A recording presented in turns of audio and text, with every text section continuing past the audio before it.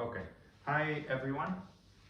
Karimi and I decided to record a video instead of making the call for all of us to discuss CusDev and superpowers. But this video is about CusDev, and let me explain what it is all about and why we are using this and what it is, and what I will try to focus on and what I want to accomplish with this video is that we all are on the same page in terms of what we're doing in order to create a product that grows exponentially and explain the exact steps. So I will not be selling, my knowledge or this framework or anything, or explain it. I'll say briefly why I use that and not something else, but the point is to be as precise as possible in terms of concrete steps. Step 1, step 2, step 3, so that we're in the same page of how we're getting to this result of creating the product that we want to create, and also we all know all the steps and we all know who does what and what is the task for everyone right now. Okay, so we said that we want a for-profit model for this organization or team, right?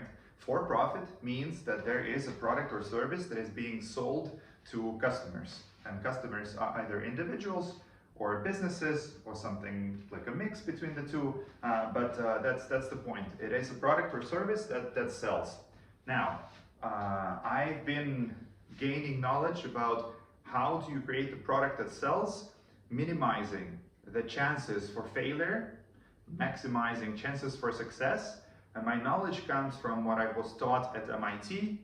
There is this whole approach on how to build startups, the courses that I took, and my 4 years at Silicon Valley, and just using my superpower to go deep into things and understand what makes a startup fail or succeed, okay?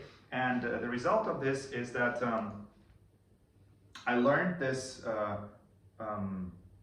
like a bouquet of methodologies, and I made my own step-by-step instruction of how does one go from absolute nothing to 0 to 1, where 1 is a product that sells and is growing exponentially. Very important, not just sells, but grows exponentially. Like how, because there is a secret sauce to all these Silicon Valley startups and people who build successful startups. There is a secret sauce. And when people make a successful startup, their next startups are also successful. So there is this thing. So what is this thing? You want to go to a product or service that sells, right? In order to be there, you need maybe a different marker. You need to. So this is our product X, and the very fact that it sells means that there is somebody buying it. Now, not just somebody, but what we're after is a segment of people, okay? And these people, they have certain characteristics. They call this bunch of people a homogeneous segment, which means that there are certain characteristics shared among all these individuals or businesses. The characteristics are really two types. There is something about these people that makes them, I don't know, maybe it's a gender, maybe it's their profession, maybe it's their age, maybe it's social strata, something, a characteristic. And then the second piece is a context. Very important. What are they going through? It's not just, soccer moms. But it's soccer moms that are currently like finding a football a club for their children. So there are two pieces there, right? One is the characteristic, and another one is context. Okay. So and the product will sell if there are two conditions that are met. Okay, two conditions have to be met so that these people will be buying this product. People buying a product is called product market fit. Okay? Fit. There is some fit. Something, the puzzle comes together. Okay, so what are the two criteria for people to buy a certain product? there is this thing called job to be done. Okay, this is an idea from Harvard that means that people don't buy a product really. They buy a solution to a problem they have. So, or in more general terms, a job. Like I need to get something done, and we get a lot of stuff done during the day, right? We commute, we drink something, we feel little energy, so we kind of need something to boost our energy, right? Or we need to look pretty, we want to be loved. In the very end, all these jobs come to the desire to be loved, but that's another story. So we have a job, we need to be solved, like eat something quickly, or eat something tasty, or whatever. Everything that we do during the day, there are jobs. And now we look for, like, how do I solve it? How do I solve it? And if I can solve it for free, perfect.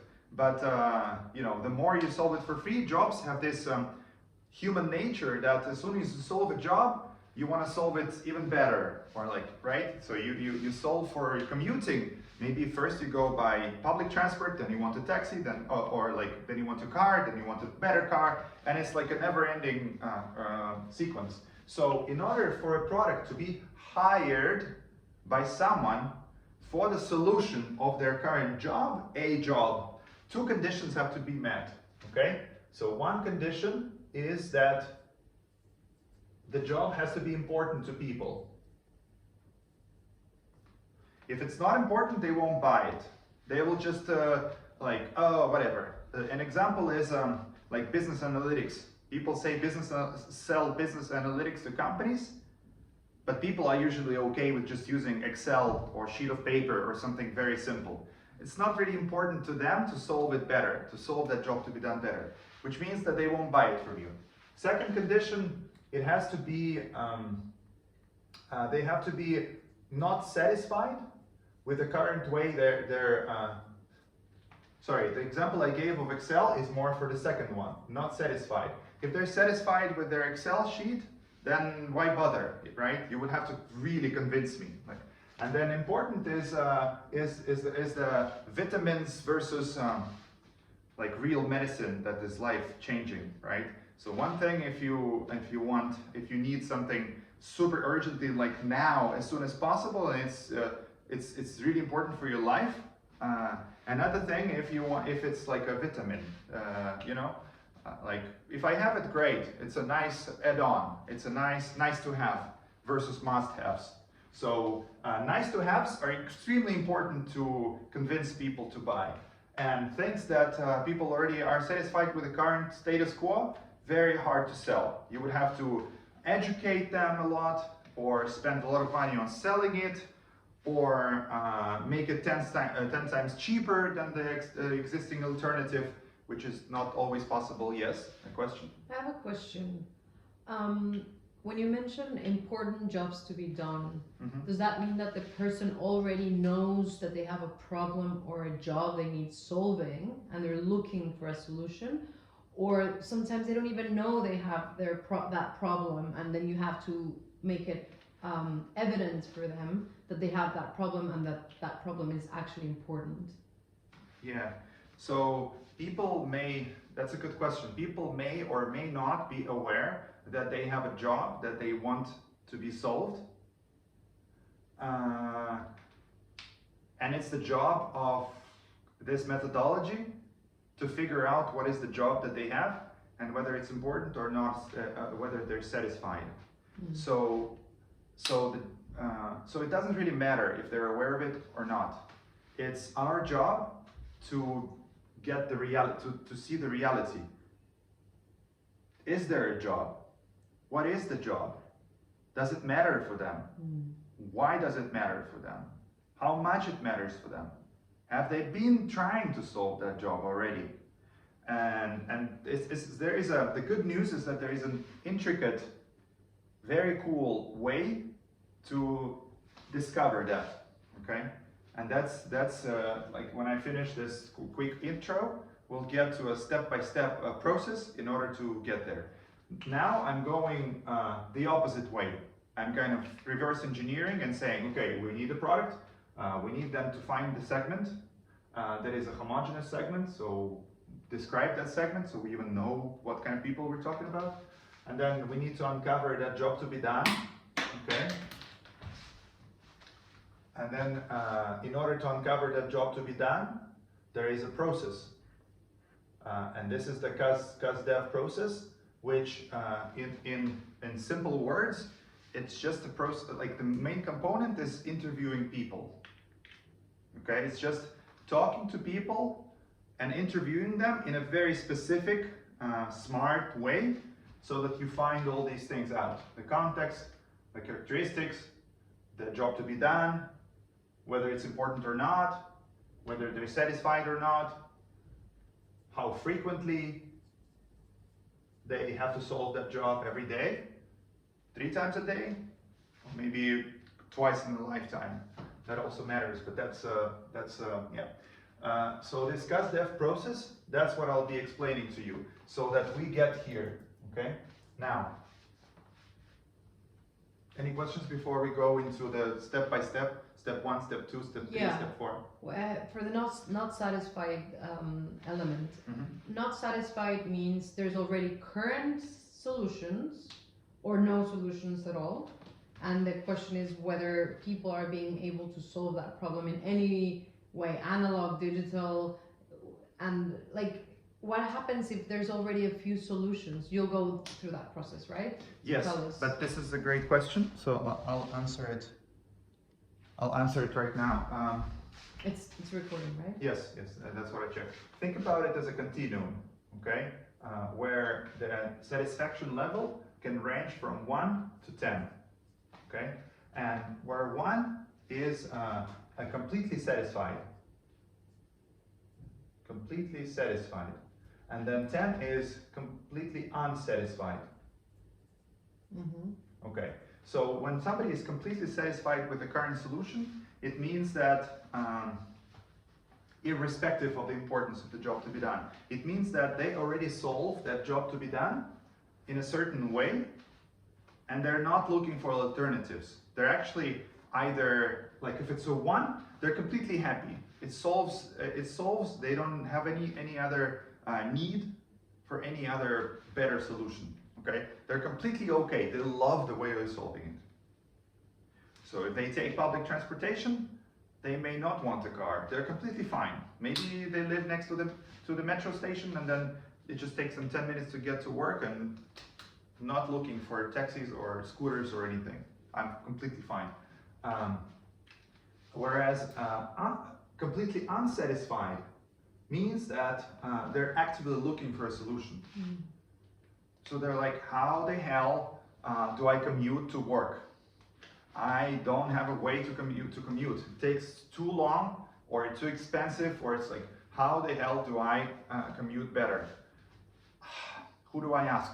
What do I Google? They Google, they ask around. They're like, oh, I need to get this solved. Like, oh, I can't be commuting anymore like this. Like, remember to World Economic Forum, how hard it was for you to find a way to commute until we got this Uber? Like, we were really, like, it was so inconvenient for you to go that, like, it was a big thing on your agenda. Yeah? So something like this. Okay. Yeah. But yeah, we'll go into how exactly you identify the level of satisfaction from 1 to 10. We'll go into it when we actually do the actual interviews. Yeah, okay. So now the next step is to explain step-by-step instruction of how we get to here, our objective as a team. Okay. So step number 1 is that we need to make an inventory of existing business ideas, existing product ideas, okay? And so first is the idea itself, and we'll use superpower as the example, okay? So that you know, it's easier to understand what I'm saying. So so there is the idea of the superpower, right? Let's say that, but we are able to, by taking people through a couple of personality tests, give a decent description of their superpower. which is super valuable, okay? Now, this is the idea, because, so it's the idea of a product, right? We don't know who needs that. People probably don't, and they don't go Googling, how do I find my superpower? Like, oh, what's my superpower? Where is the test for superpower? No, they don't. It's not a job to be done, okay? It's a job to be done maybe for some weird ones, but very, very few, right? So you would need to find another job to be done that this product idea solves, okay? But we got the superpower idea. So that's our idea number one. Then, so we're gonna be making an inventory of these ideas to work with through CastDev will be a table, in a form of a table, okay? So the first row is superpower. Now, we're going to next row, superpower, product idea, right? So we call it idea, okay? Now, the next column will be segment, okay? And for each idea, you could have many segments.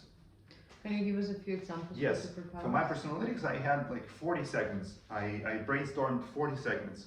But let's agree that we all come up with 1, 2, or 3 best segments we can think of for each product idea, okay? So for example, an example of a segment would be something that has a characteristic and a context. Okay, so let's say that a segment of ours are people in their mid-career, regardless of their gender. And let's say, I don't know, maybe in Russia, to focus it a little bit. Mid-career in Russia, and people are burnt out. They do some work that they don't like. And they're at the stage where they're getting burnt out. They're like, I'm losing health over this. I don't like this job. I don't like this aspect of it, and I really need to solve this. I need to get out of this. But I'm scared. I don't know what I'd be doing. Are all the jobs like this shitty? Is it even possible to have a job that I like? And that's the segment, okay? So people with burnout. Burnout with those characteristics that I described, okay? So mid-level, in the career, or how do you call it? Maybe 20 to 30 or something, or 20 to 35, or even 30, and let's say Russia, or even Moscow or something, okay? So this is an example of a segment. My segment 1 for the idea 1. So then I can have so 1, 1, 1, 2, 1, 3, okay? So this is still superpower, and then this is the segment 2, segment 3, and then the next idea starts, okay? Idea 2, and then segment 1, segment 2, segment 3. And sorry, these ideas are coming from us, right? All of us that have plenty ideas and yes, of how to improve the world or what to yes. do. What we'll be doing, and I'll summarize it at the end as well, we will all think through the business ideas that we currently have in our individual inventory in our head or somewhere written down, and we will put them into that inventory of the team, okay? So let's say that superpower is mine, then this is Karime's, this is Losha's, this is Constanza's, and so on. And then we will have this table filled out by every person because we're not done yet, okay, with this table. Before we can start to work with on the process, we need a few more steps, okay? And they're not difficult, but they're very important because everything that I tell here has been taken through a lot of practice, real CastDev, successful CastDev, and it's the 20% of the action activity that gives the 80% of the result, okay? So, obviously we can tweak things whenever anybody comes up with an idea, but Losha, for example, has done CastDev a lot as well, and when I explained this to him, he was like, and Losha, correct me if I'm wrong, I'm on board, let's do it, sounds great. So, yeah. And I'll summarize the exact action step, maybe even in written, okay, after this. So as soon as you have the segment, you have to describe what you think is their job to be done. Okay, and the job to be done, I've already given an example. So it's even when I described the segment, I kind of alluded to that, right? So these people, they desperately want to get out of their job. That's one job to be done somehow, and they want to not be in the void. So ideally, get to another job that is better, right? So the job to be done is that, to the best of my knowledge, how I can think as people in that situation. I'm not a person in that situation, so I can only have an approximation of their job to be done. And indeed, in the interviews, you find out many more details, and you find out that you're kind of naive in your thinking about their job to be done. It's like you find out the realness of it, okay? But to the best of our ability, we write down a job to be done. And it may be more than one, maybe 3 jobs to be done, okay? In the hierarchy. So top 3, let's say. Job to be done 1, job to be done 2, job to be done 3. Okay, and we do that for every segment, okay? So I will do it for, and maybe for some of them there are only 2, and maybe there's only 1. I want to focus on one job to be done. I want to be solving. Okay. Now, the last, no, not the last. The next column is the hypothesis, so-called hypothesis. The hypothesis is something that makes a bridge between product and market. So this is your market, people like that with this kind of tasks. And then your product is how you think superpower will help them to solve that. Because that's the whole point, right? So your hypothesis is an if-then statement where you say, if these people can identify their superpower and map it onto jobs that they will love and excel at, then they will be able to quickly get out of their situation, poor job situation, and find another job quickly. Okay, that's my hypothesis. If they have superpower, my product idea, then they're able to solve their job to be done in a better way or whatever. Okay? Is that clear? Or not so much? Yeah, it's clear. It's clear. No, yeah, continue. It's clear. Okay. Yeah. So I'll just put if ... then ... This is all your own assumption up to this point, right? Correct. Correct. All of this table is out of our own head. Okay. I mean, we do our best, and maybe speaking to a friend or an expert that knows about this helps. But at this stage, it's okay to also do to the best of your ability. Okay? Speaking to experts is actually the next step, but let's not go there yet. Okay? Now we have the hypothesis. We need 2 more things, 2 more quick columns. We need to assess the importance and the satisfaction level for that segment and job to be done pair. Okay?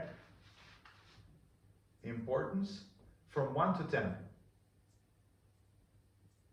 So it's a subjective assessment of how important I think solving that job to be done is for that segment. It's my subjective assessment of how important solving that job to be done is for a segment. And for the satisfaction, it's my subjective assessment of how satisfied they must be with the current way they're solving this job to be done. To the best of my knowledge. It won't be correct, exactly correct. It will be just an approximation. It will be naive, but we need it. And I'll explain why. So let's say that I say here 7 and 9. Okay, and then for this one I have 5 and 7, and for this one I have 3 and 6 or 10. Okay. You may be already figuring out where I'm going with this. So now, as we have all of this table filled out, okay? And let's say that everybody brings 3 ideas. Let's say that we're 5 people. Just for the sake of this, for maths, that would mean that we have 3 segments for 3 segments. Segments. Sorry, segments. 3 segments per person. 5 people. So that's 15 segments in this table, in this mental exercise. Now, what we do then is we take a look at these scores and at these descriptions. We all read it as a team, and then we also put our own scores. So everybody scores every idea, okay? On what we believe is important, its importance level and its satisfaction Yes, level. correct. So it has to be described well, right? So that everybody can understand what is the segment and what is the job to be done and what is the hypothesis there and what is the idea, okay? Mm-hmm. It has to be super brief. It need not be, it has to be succinct, but it has to be precise. And the precision comes from having a context for the segment, some characteristics, so some degree of narrowing it down, and it comes from description of their job to be done. Yeah. So then once we score, so step 1 is to get to this table. Step 2 is to each team member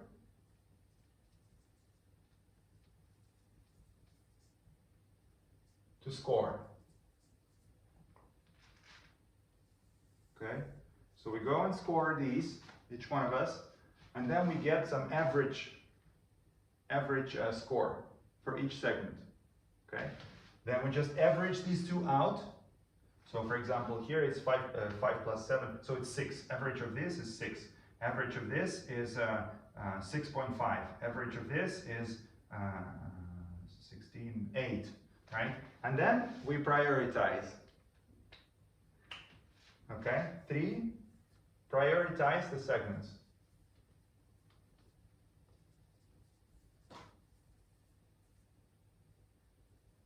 Now, sorry, frequency is not one of the scores we're taking into account, is it? No, it's not. It's not. It's a consideration, but for this purpose, let's now not think about that. Yeah.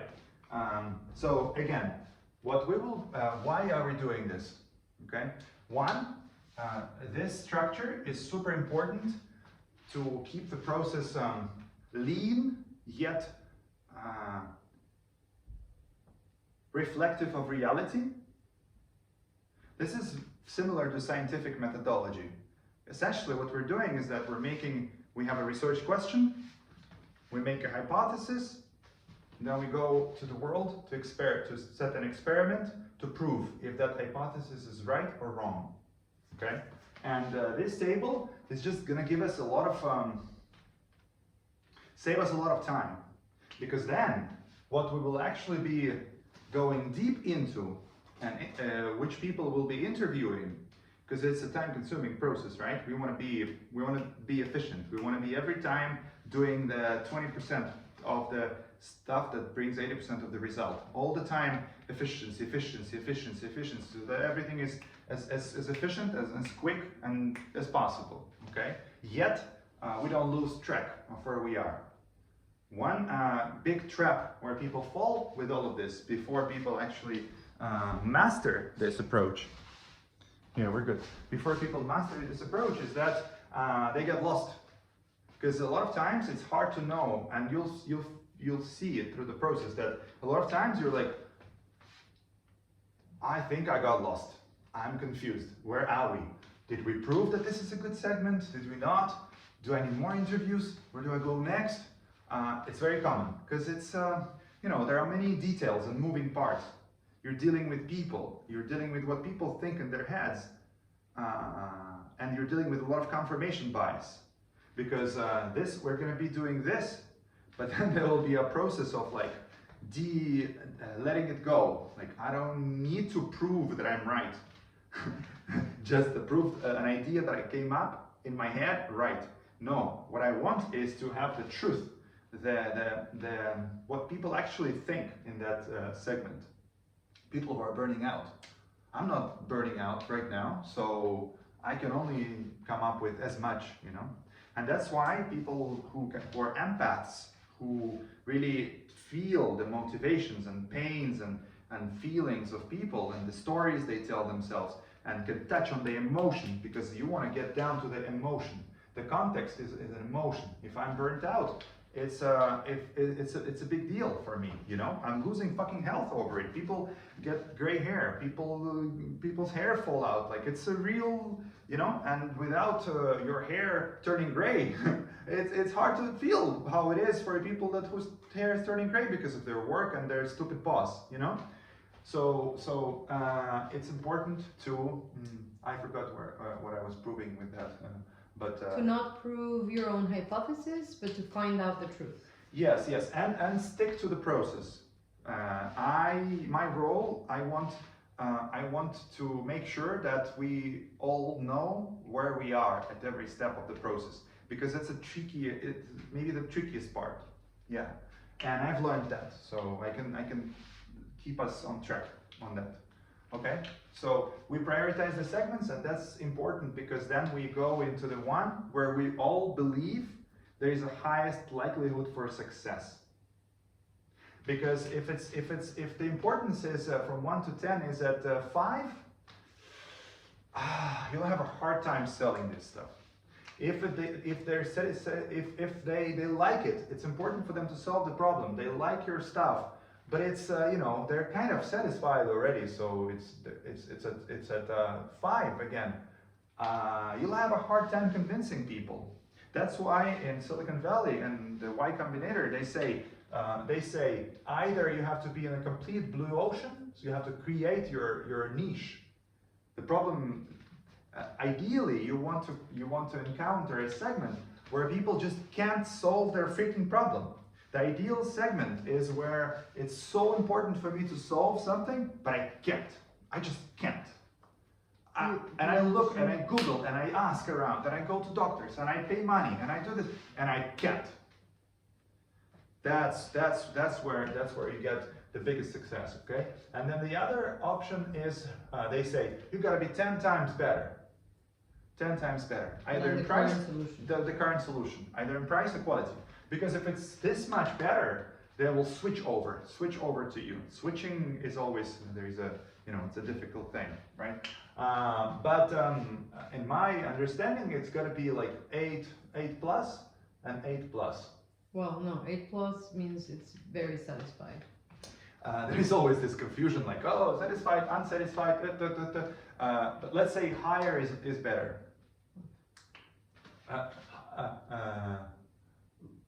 I get it. Yeah. It's the level of unsatisfaction. Mm-hmm. Unsatisfied. Yeah. Okay. So, once we've prioritized the segments, we have the winning segment. Okay. So let's say it's this one. Okay. So we go and we do CastDev on this segment. Let me see if we're still recording. Okay. Now, if we have the segment, we have its description, its job to be done, its hypothesis, and we think it's important, and they're satisfied. Now we need to do the interviews. So CastDev consists of 2 major pieces. Okay.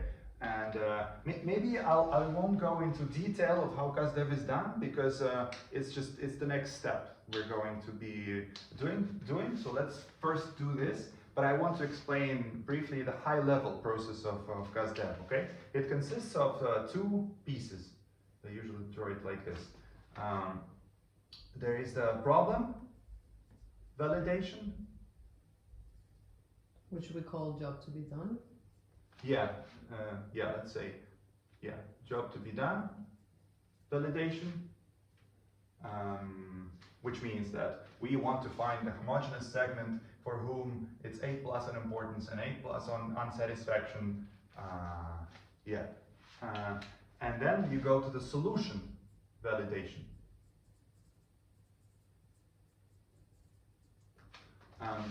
It all consists of, both of them consist of interviews. They're done through interviews with actual people. So so first you validate. So you talk to people and you have to make sure that 80% of the people you talk to give you the same result. They say, yes,